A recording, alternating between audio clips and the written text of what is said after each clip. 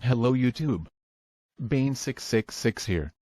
I have to say, I'm really fucking pissed off at the absolute fucking bullshit being spread by feminists at the moment, about Elliot Rodger's involvement in the... Hello everybody, I thought it was really important that I filmed some sort of response to the Santa Barbara shooting, which happened yesterday, in which a 22-year-old man, who was also a men's rights activist, went out on the streets of Santa Barbara and decided to kill and wound other young women.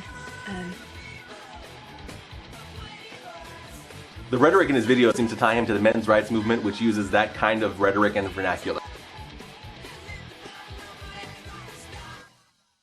This started because the shooter was a member of several men's rights activists, websites, and YouTube channels, and his hatred and entitlement to women definitely stemmed from seeing this material. Not just one individual, but a group of people who we all like to call men's rights activists. Well, speaking of misogynists... Hello, YouTube. I find it interesting that I have all these people who are men's rights activists on my page continually telling me how oppressed they are. I covered the men's rights... the first annual, men's rights conference, where a bunch of sad men got together and instead of bringing up valid points, they attacked feminism and women in general. Yeah, men's rights activists, worst whining man babies on the planet. The idea that there might be a strong female character in this movie, too much for their tiny little brains. Now today I'll be talking about something I really hate, and that is the men's rights movement. The men's rights movement, for anyone who was fortunate enough to not know about it, is one of the dumbest things in the whole world. It's where men who have been single all their lives start projecting their bitterness about how women don't talk to them, and they just march around bitching about their so-called oppression at the hands of feminism.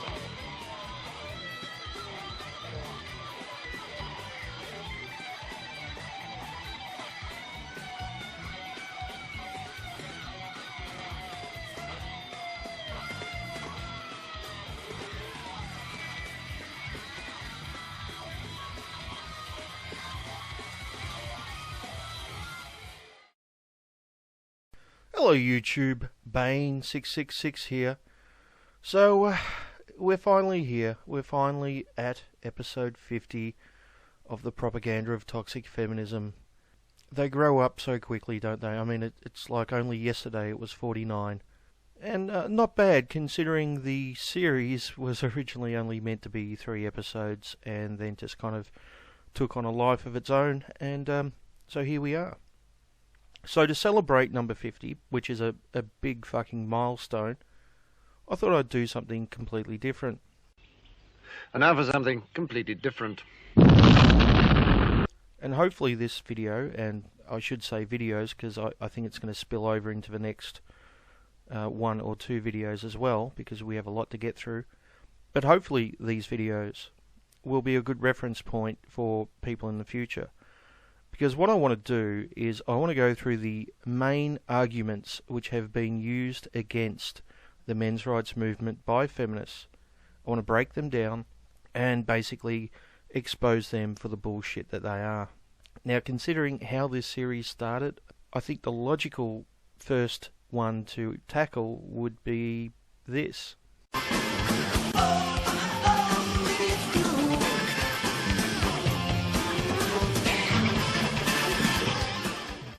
The association fallacy, or as I like to call it, the false association fallacy, because in some cases there is absolutely no overlap or no connection whatsoever, and it's entirely bullshit. It's entirely false. So what is the false association fallacy? It's basically the most commonly used tactic, and it's where they take someone and they basically claim that this person is a men's rights activist and is representative of the men's rights movement, and in some cases even a leader, when there's absolutely no evidence that that person is. Now, the 2 main examples that stand out in my mind are Elliot Rodger, the guy which actually sparked the creation of this series in the first place, and RooshV. So let's look at Elliot Rodger first. The Santa Barbara shooter. This happened just over 2 years ago. He went on a shooting spree and killed 6 people, then killed himself. Now, an author at the Daily Kos wrote an article claiming that Elliot Rodger was associated with the men's rights movement because he was subscribed to numerous MRA YouTube channels. Now, anyone can go and look for themselves and see that he was subscribed to none. This is an outright lie. And the author actually admitted later on that he fucked up, that he made a mistake. He put a correction at the bottom of his article. Not really much of an apology, but yeah, what do you expect? But from this one article, it just exploded, and now there's probably well over 100 articles claiming that Elliot Rodger was a men's rights activist. And it went from he was subscribed to numerous MRA YouTube channels, to he was active on MRA websites, to he was an active member, to his actions were supported by men's rights activists. All of this is bullshit, and there is no evidence given anywhere at any time that he did any of this. He never mentioned the words men's rights movement or men's rights activists or activism. He never talked about men's rights issues. He didn't talk about male circumcision or male suicide or the sentencing gap or any of those other issues whatsoever. He never even mentioned feminism. Now, how many MRAs do you know who don't talk about feminism? But despite this, this is the narrative which is presented constantly, till this day, by the feminists in the media. And it's an outright lie. The other big one which we hear all the time is RooshV. Now, just in case you've been living on another planet and you don't know who RooshV is, he is a pickup artist. He writes books about how to pick up women. And he runs a website called Return of Kings, which is not a men's rights activist site. You can clearly see just by going there and reading entries from Return of Kings that they're not a men's rights site. In fact, in many cases they suggest that men shouldn't be men's rights activists. They're actually anti-men's rights activists. And RooshV has come out numerous times stating that he is not an MRA. So Return of Kings, for the past year, they keep saying that Return of Kings is a men's rights site. I've come out to say it's not. And look, I have criticized men's rights. I've said don't practice it, but they're still doing it.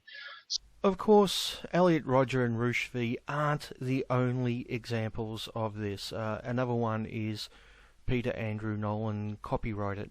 Yeah, that crazy guy who copyrighted his name and thinks that I'm a member of the CIA.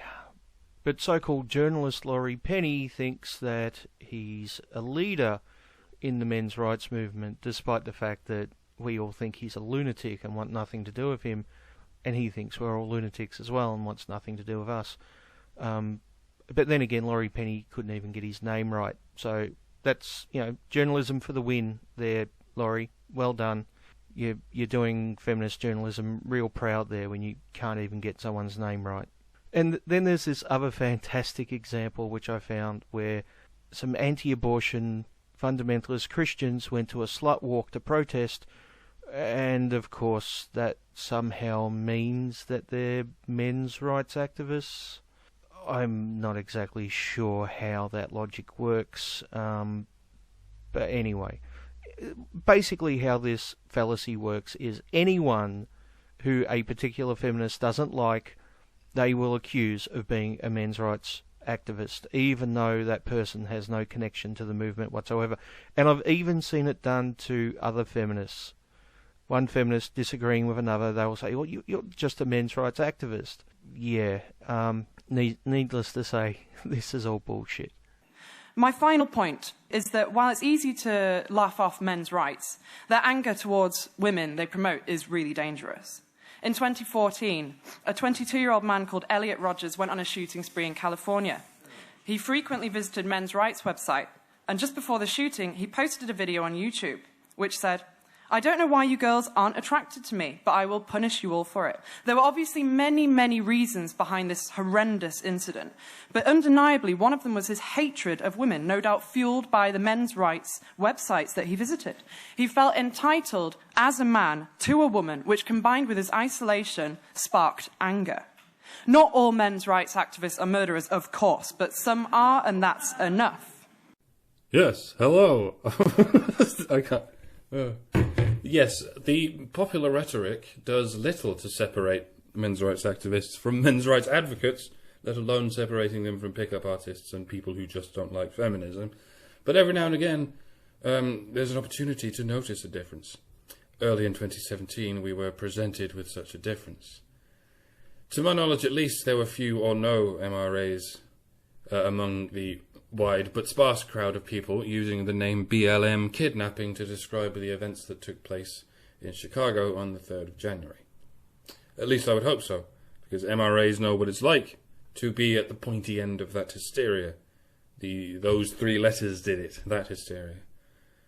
One cannot overstate the immeasurable power of first impressions when it comes to conditioning. What they can do to little Albert is a story that will always be more famous than we'd like it to be. If a baby is made to hear a very loud noise every time it touches a living creature, like a kitten or a rat, then you'd better decondition him out of what that conditioning does to him, or you're going to have a severely developmentally disabled and unhappy child there. Well, Elliot Rodger was the very loud noise, and men's rights was the kitten. Or rat, I could have said rat. It's irrelevant except rhetorically. Yeah, on the 24th of May, 2014, after the day after the Santa Barbara incident, there was this chain reaction of thousands of people, if not millions, hearing MRA for the first time and associating it with misogynistic mass murder. It was a hurricane of lies that took off overnight because it was met with little to no resistance, as though we were in the central vortex of a movement being smeared off of the face of history. It was like staring down the barrel of a gun, thinking this must be what movements see just before they die. I'm aware of how ironic that imagery is. MRAs were not the first to experience this finger-pointing hysteria, not even in recent memory. Gun rights advocates have been routinely experiencing it. Ever since Columbine, there's been a growing trend of sensationalizing a tragic event so everyone can play a heated round of the blame game. Blame the weapon, blame the music, blame the video game. And in road of that works, blame the gender. The toxic one, yeah. Even again in the Elliot Rodger case, despite 3 of the 6 murders being stabbings and 4 of the 6 being male, it is etched in the collective memory of a generation as a femicidal mass shooting. Since then, I've developed an unexpected sympathy for gun rights advocates and an admiration for their ability to keep staring down the barrel of this gun and not dying. But at the same time, I find it pressing that we live in a world where gun rights advocates have better body armor than men's rights advocates. Not entirely sure that's the right way around there. So since, and indeed before then, the media, unable to help themselves, have been tarring with the MRA brush, or whatever this year's popular villain brush is, any violent criminal with an unconventional view on gender, like George Sedini, like Jonathan War Machine Copenhagen, like even Anders Breivik to an extent. Really, cries of neckbeard basement misogynist are water off a duck's back when people of power and influence are ready and willing to baselessly blame you in public print for mass murder, and somehow never face any legal or even professional consequences for it. It's always shaky ground to call anything a fate worse than death, but it's got to be pretty close when you become a living icon of death, when the whole world lies about you and gets away with it. I'd like to think the people of Gamergate have learned this lesson. I'd like to think the people who voted Brexit and the people who voted Trump have learned this lesson. And I have to wonder who's next. Now, I'm certainly not a fan of Black Lives Matter. For a group that has so much presence and influence in higher education institutions and on young people, I'd say they've not just squandered this opportunity, they've inverted it. But, like it or not, we became kindred spirits when people started calling them BLM. There is something about an unacronymized initialism that makes you sound officially sinister. In BLM's case, that came mostly after the Dallas attacks of 2012. Please note, I'm comparing single incidents and not overall track record. I don't know how many. I've never seen any men's rights assemblies who give cult-like chants of "it is our duty to fight, it is our duty to win." These are important distinctions. But of course, our reluctantly kindred spirits only orbited closer when they were blamed for a tragedy that had nothing to do with them. The events of January the 3rd in Chicago may have been racially motivated, may very well have been racially motivated, but nowhere was there any recorded connection to the Black Lives Matter movement. At the moment, as I record this, everyone's talking about this, but for those of you watching this in the future, it's an incident where 4, I think 18-year-old African-American students kidnapped a mentally disabled classmate and gagged and bound and tortured him while they live streamed it on Facebook. And they did shout "fuck white people," and they did shout "fuck Trump." But Elliot Rodger did say he hates women. No two ways about that either. That doesn't make him an MRA. It just makes him fit the threat narrative of what the enemies of men's rights want to believe. Saying "fuck white people" doesn't equate to an association with Black Lives Matter. It also only fits a narrative. How accurate each of these narratives may be is not the case.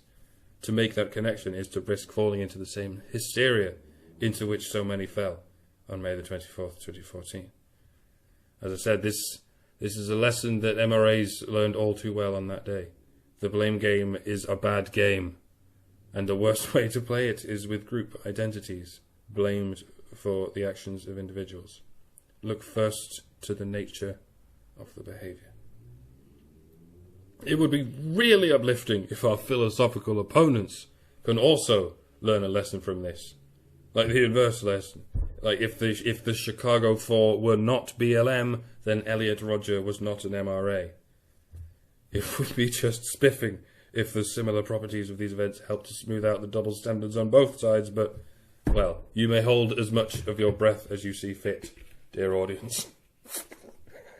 Back to you, Bane.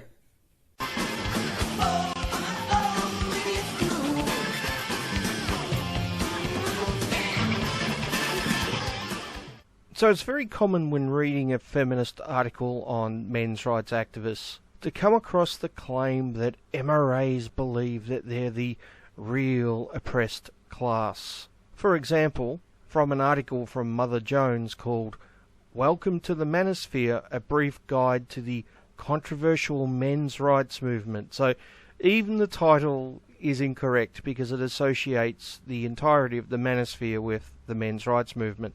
You know, which is kind of like claiming that all of Europe is France, right? As opposed to France being just a part of Europe. So let's see what they say about the men's rights movement. Men's Rights Movement, MRM, a loose-knit network of groups and activists, MRAs, who believe men are an oppressed class. Most adherents consider Warren Farrell to be the intellectual father of men's rights. Now the question you should be asking is, do MRAs go around claiming that they're oppressed? Now there may be 1 or 2 cases out there of a MRA claiming that he is oppressed or men are oppressed, but is it a common thing? Is this the norm? Because going by the number of feminist articles that claim this, it certainly sounds like it. So let's see what an MRA group has to say about it. We are not claiming that men are oppressed. Likewise, we do not believe that women are oppressed. Outside of specific isolated cases, if you have lived your entire life in a prosperous Western democracy, you have never been oppressed and likely have no conception of what true oppression is. What we are saying is that women are not the only gender that faces discrimination.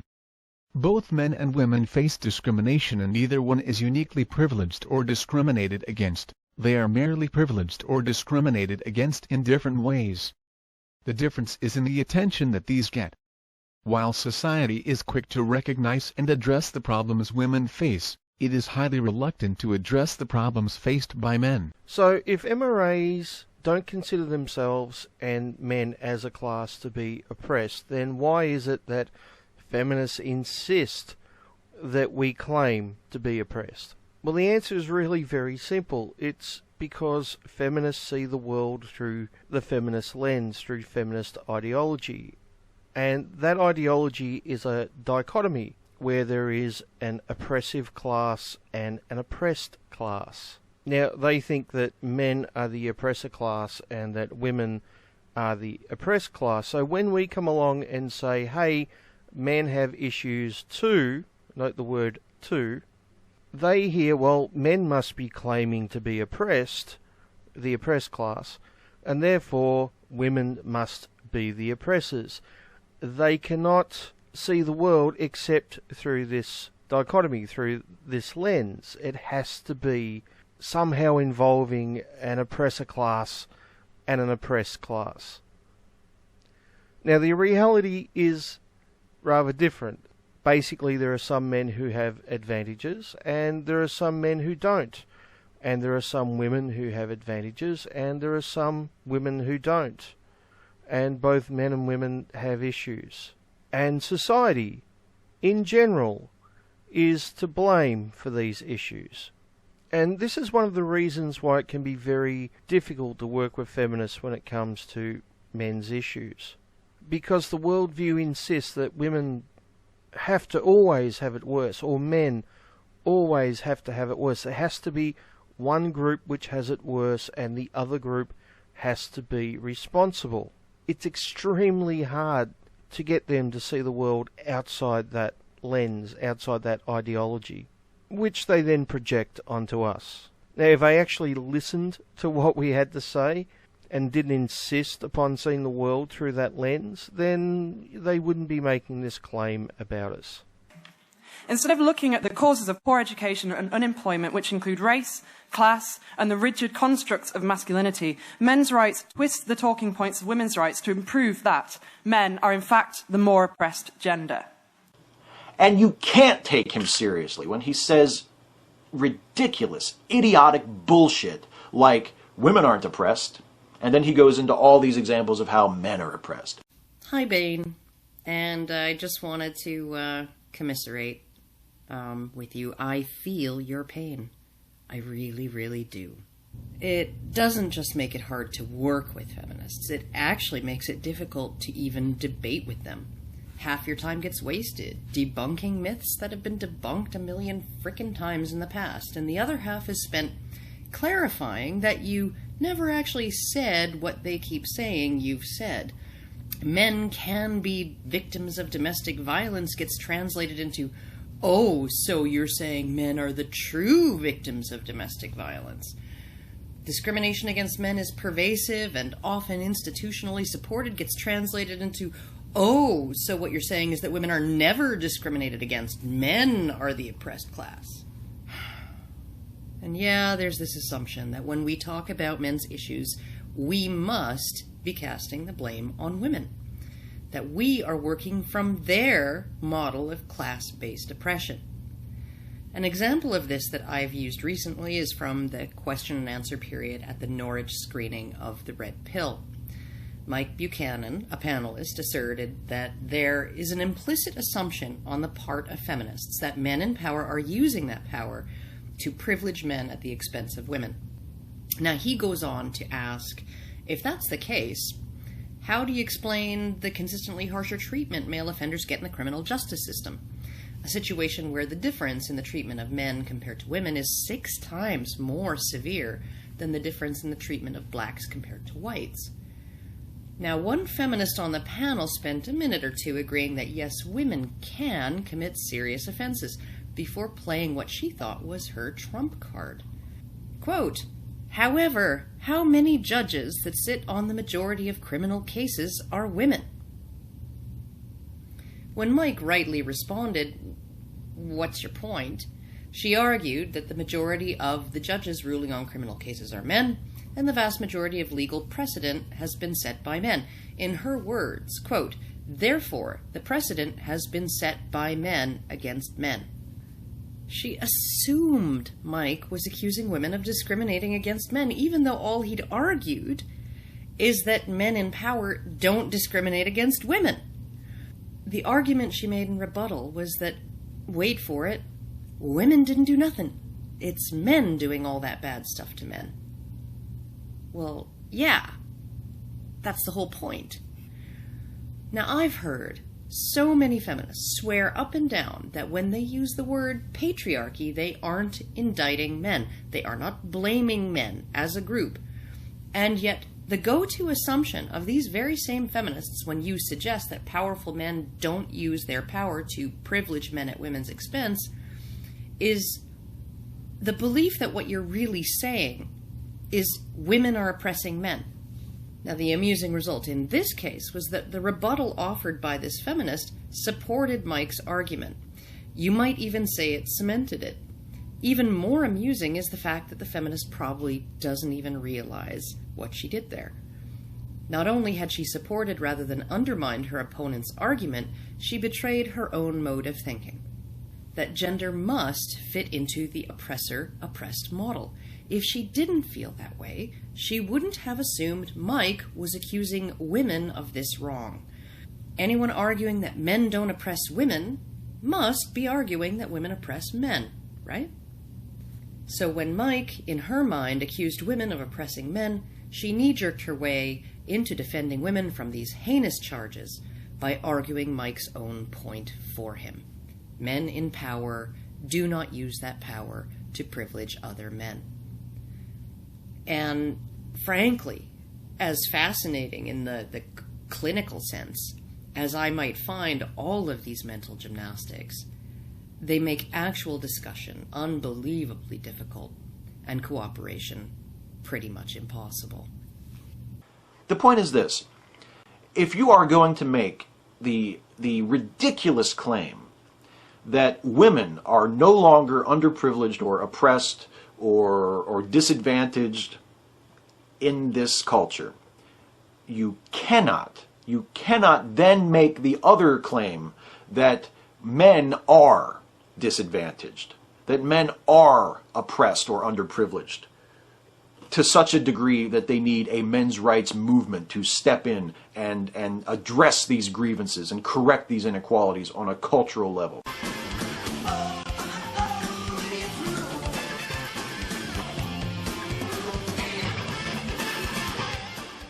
So basically this is a variation of the first segment.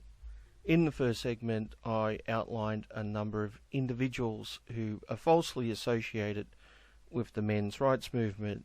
Now in this segment we're dealing with groups. So it's extremely common for feminists just to lump every single group in the Manosphere together and then call them men's rights activists, even though the varying groups have different ideologies, different beliefs, different outlooks on life. They often fight and disagree with each other. They have different methods. And although some groups overlap, most don't. Now, the most common example of this is when they take pickup artists in general and claim that they're men's rights activists, and they then claim that men's rights activists don't actually talk about men's issues. They just talk about not getting laid or whatever. This will tie into an upcoming segment. And of course there's the claim that MRAs are Menonists, or Menonists are MRAs, completely ignoring the fact that Menonists are a parody group making fun of feminists. But they don't know this, or they just don't care, and they claim that Menonists and MRAs are exactly the same thing. And I don't normally quote Urban Dictionary, but I feel like they hit the nail on the head with its description of Menonism as a movement that claims to advocate men's rights, but fails to do so because they're too busy complaining about and harassing feminists. Yes, and she's actually a journalist, folks, quoting Urban Dictionary about Menonists and falsely associating them with the men's rights movement. Well done, well done. You're an inspiration to journalists everywhere. Unfortunately, most journalists aren't any better. But it's not just groups within the Manosphere which are falsely associated with the men's rights movement. I've heard of fundamentalist, anti-abortion Christians being referred to as, MRAs, or the alt-right, or just about any other group, I guess, which the feminist in question doesn't particularly like. they must be MRAs. What else could they be, right? So you may be asking, why do they do this? And there is actually two answers. The first one is ignorance. In some cases, the person making the claim is just extremely ignorant about what MRAs actually are. This often comes from getting all your information from an echo chamber and not actually doing proper investigation and finding out what MRAs actually are and what's the difference between MRAs and pickup artists, etc., etc. The second explanation, though, is a bit more sinister, because these are people who know better but fucking lie anyway, because it is easy propaganda. It's an easy argument to make instead of actually dealing with legitimate men's rights issues, because, you know, things like the high male suicide rate, it's hard to dismiss that, right? So instead of actually dealing with those legitimate issues, what they do is essentially create a straw man through a false association. And that way they can talk about the friend zone and, dating tips or some other shit which pickup artists or whoever are talking about. There was even an example from just over a year ago, I think it was, with the a Facebook group which was called No Hymen, No Diamond, right? Where a group of young men or something decided that they didn't want to marry girls who weren't virgins. And, of course, this was associated with the men's rights movement. Why the fuck would that have anything to do with men's rights? But, you know, it's simple, easy propaganda, isn't it? And, of course, it's this simple, easy propaganda which feeds the echo chambers. And you get assholes like Take Down MRAs on Twitter who admits that they just don't care about the difference between these groups. It doesn't matter to them. They just want to class them all as MRAs because, you know, it's easier that way, right? Who cares about accuracy or being honest or having a legitimate argument? You know, who needs any of that shit when you can just fucking lie, right? These days, though, it seems like pickup has been co-opted by chauvinists who think that men and women should fit these pre-packaged gender roles. Modern-day PUAs are usually, if not exclusively, MRAs or anti-feminists or somewhere in that spectrum. They're people that think that male identities are being erased or overshadowed, and they think that seduction is one way that they can express that identity. Now, I definitely agree that this is a problem that feminists, and particularly the left in general, take part in. And here's the thing. We can argue about intent all you want, but the thing that I think is the most obvious is that they're trying to muddy the waters in terms of who they're talking about to make it as difficult to agree with their opposition as it possibly can be. I made a video about this on my channel. It was about the whole incident where Richard Spencer was being interviewed and he starts bringing up his Pepe pin and somebody punches him in the face. And it wasn't as much about the incident itself as it was about the reaction to it. The problem that I had with it was that if you're going to excuse violence based on who you think a person is, then you can just call anybody a certain thing and all of a sudden violence is justified against them. So let's say you say that pickup artists, MGTOW, and men's rights activists are all the same thing. They're all Manosphere, men's rights. But then somebody says all men's rights activists are Nazis. So now that smaller group gets put into a bigger group, and that bigger group gets put into an even bigger, sort of like wider category, and this category widens and widens and widens until it contains absolutely every single person that you disagree with, just for the convenience. Everyone I disagree with is a Nazi. That's the same thing here. Everyone they disagree with is a men's rights activist. That also has to do with the fact that they've sort of taken the word men's rights activist, or the term, turned it into something, I think, much more negative than it needs to be. I mean, if we see the way that feminism is talked about in the media, it's obviously a very one-sided, very unfair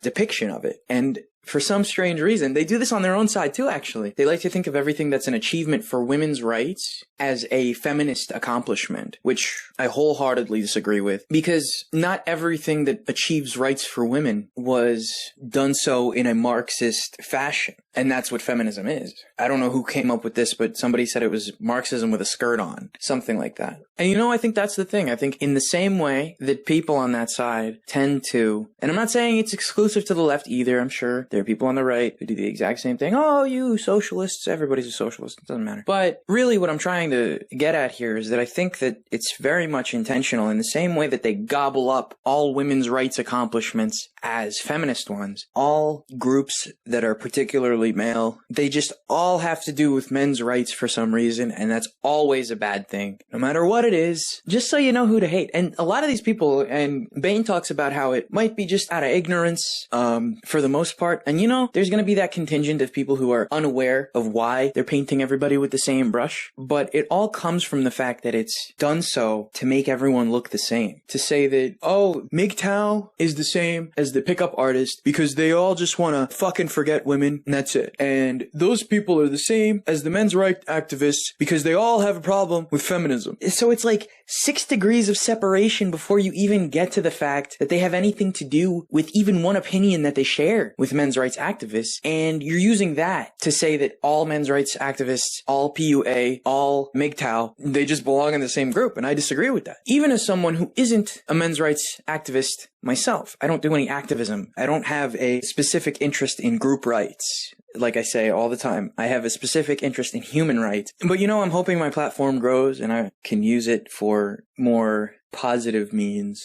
I'm not trying to just yell at feminists all day, yell at the left wing all the time just because they're stupid and they want to shut me up. The thing I have a problem with, for the most part anyway, is the idea that your opinions put you in a box. I was talking on Twitter about how there are a lot of people who just choose not to identify with the left or the right. And I'm one of these people. But there's a difference between choosing not to identify with either the left or the right and just saying that everyone in the left or in the right is just fucking retarded. Everyone except for you is stupid. You gotta think about it this way. I don't think that every bad thing that happens against feminists is in the name of men's rights. And I don't think that every good thing that happens against feminists is in the name of men's rights either. And that's my position. I don't think it's fair to categorize an entire, it's a group of groups. These are a group of groups that you all want to label as one single group that has countlessly disavowed from all of these other things. Oh, PUAs, we're not with them and PUAs don't want to be called men's rights activists either because they don't care about men's rights. They're just trying to get with women. They admit this. They talk about it all the time. What was it? Fucking RooshV. He's like, I'm not an MRA. Please stop calling me that. Blah, blah, blah. I don't even like them. Even the people you're trying to lump in with, I would say, probably the most well-meaning group within all of these groups you're talking about are saying, no, not us, not even close. And at that point, that's where you lose everyone. But it's something that I've noticed in not just feminism, but the entire left. Because it makes it easier for them to demonize. It makes it easier for them to forgive themselves. Because let's say, for example, you punch someone. Now, you don't like that you punched someone because you didn't think you were that kind of person. You didn't think you were the type of person to hit someone. Maybe they didn't even deserve it. Watch. You just decided you wanted to hit someone. If somebody comes along and tells you, hey, that person you hit, they were a Nazi. They were an MRA. So good on you. And you all of a sudden feel really good about the fact that you hit someone. And nothing changed. Nothing in the entire situation changed. You still hit someone. The only thing that changed is the perception of the person you hit. And they didn't even have to do anything wrong for you to all of a sudden excuse the violence against them. So this is the kind of thing that they do so that they can excuse violence against a certain type of people. So I just wanted, it's just a warning, to be honest. Like all of this stuff, oh, everybody's an MRA, we hate, I don't care what type of MRA you are. And you do this so that you can feel better about all of the mean things that you say about them and potentially the violence that you'd commit against them for doing pretty much nothing more than pointing out problems in your movement and the laws that, let's say, advantage certain people over others. Not going to get much more specific than that. But yeah, I think that's it. Thanks again, Bane, for the opportunity. Thanks, Pistol. Now, before we go on to the fourth and final segment for this video, I want to give you one more example of this. It's from H-Bomber Guy, and he starts out the clip by saying men's rights activists and pickup artists. And then he goes on to show examples of what he's talking about. The thing is, though, every single example he gives is from the pickup artist community.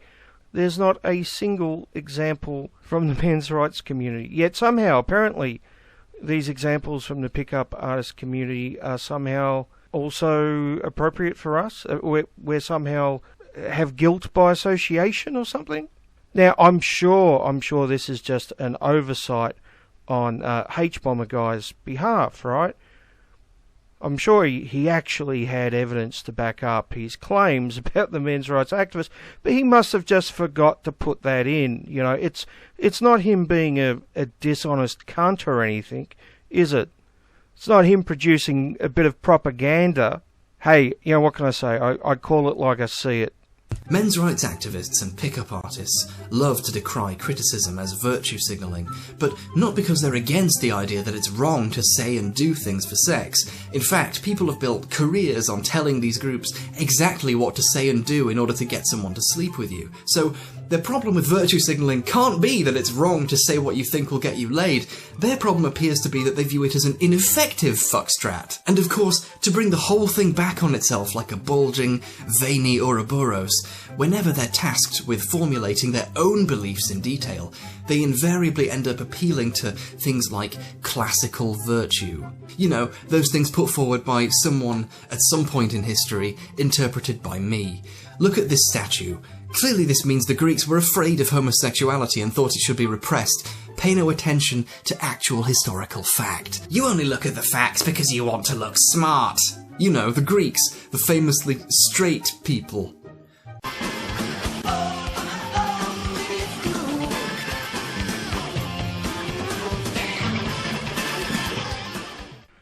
Sex shaming. Now, anyone who's an MRA has come across this type of shit before.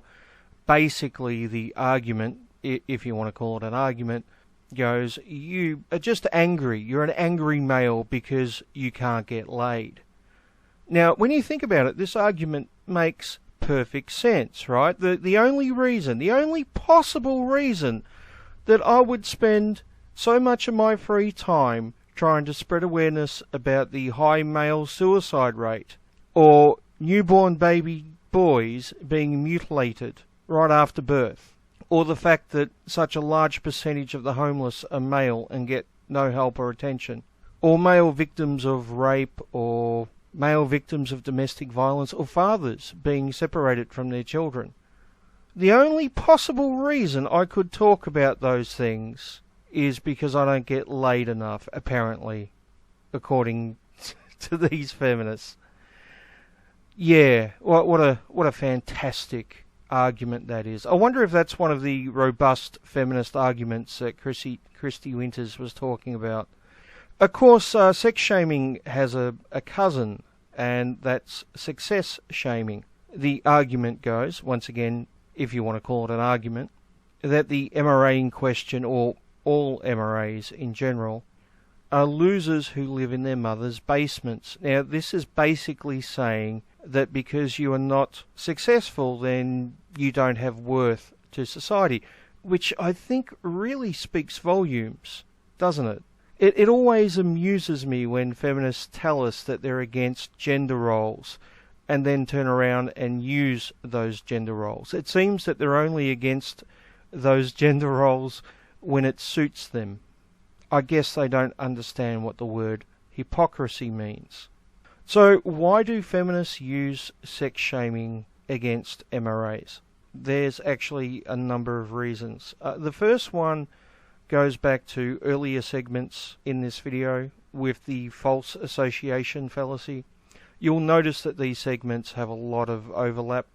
So basically, being falsely associated with the pickup artists results in this type of argument being used against us. Now, it's an interesting point.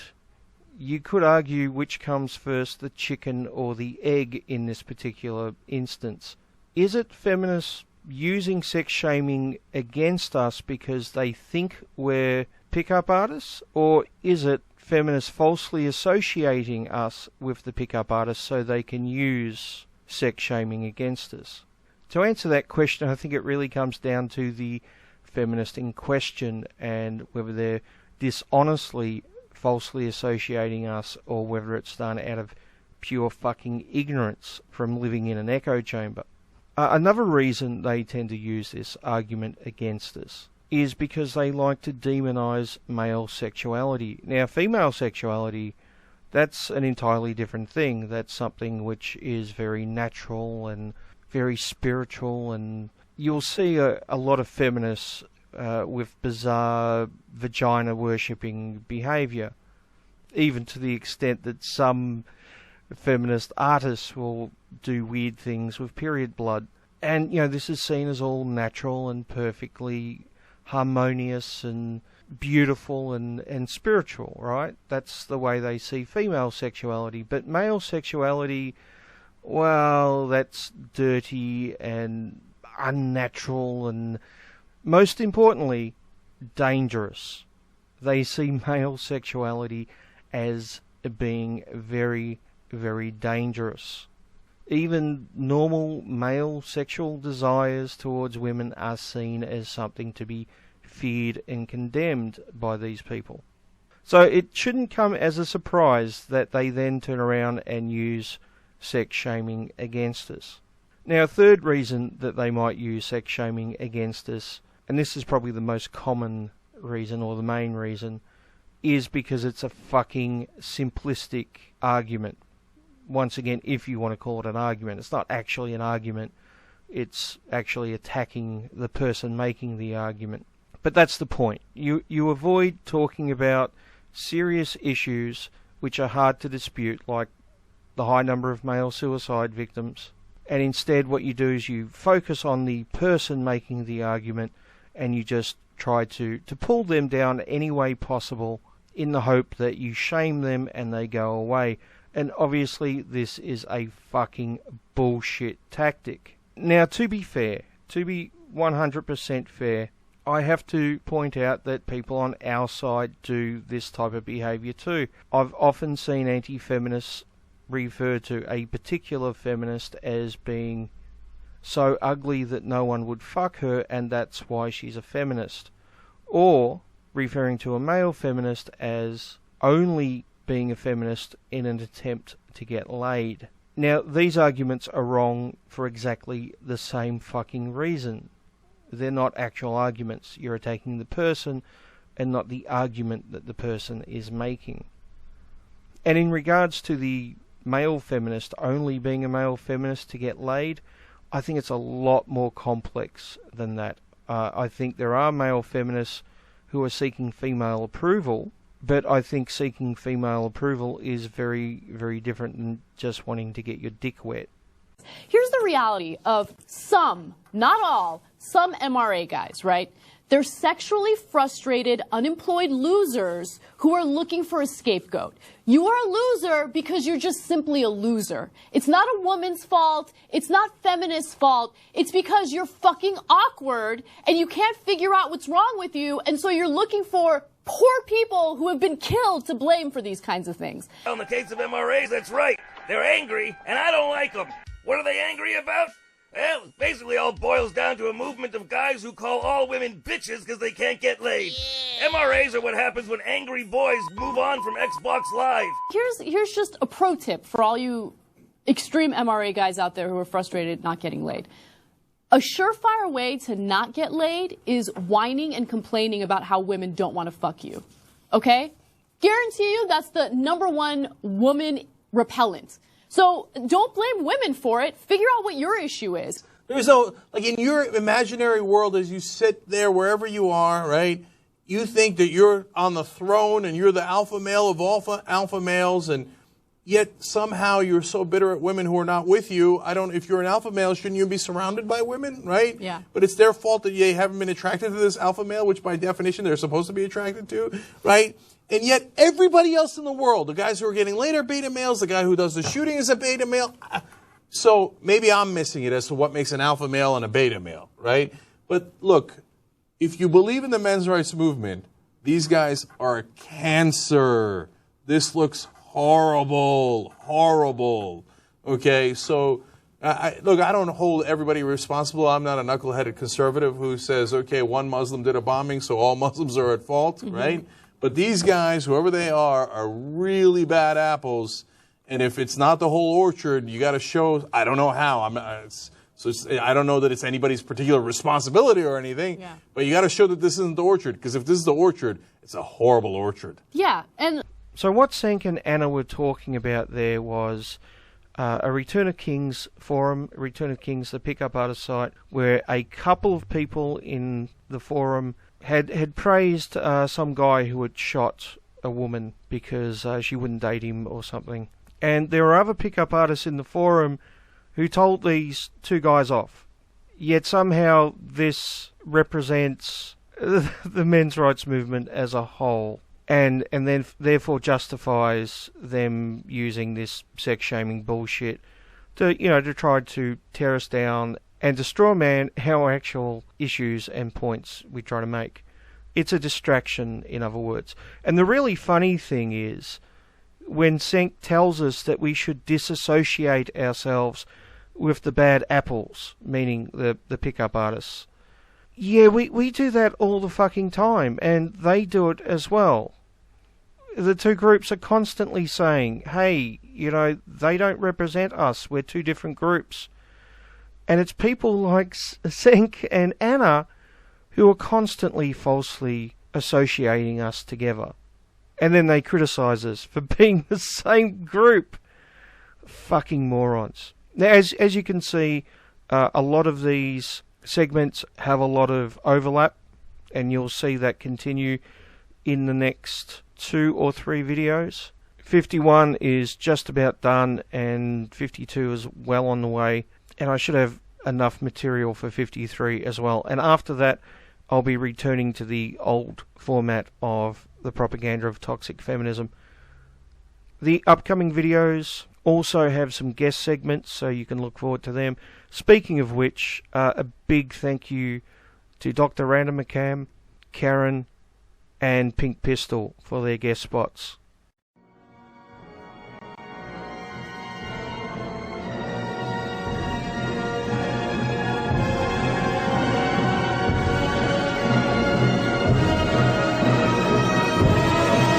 When in fact it's the men's rights movement and the kind of bullshit attitudes that the men's rights movement defends and enables that has done more harm to suffering people, disadvantaged people of both sexes, than even its warped, distorted, funhouse mirror nightmare version of feminism does.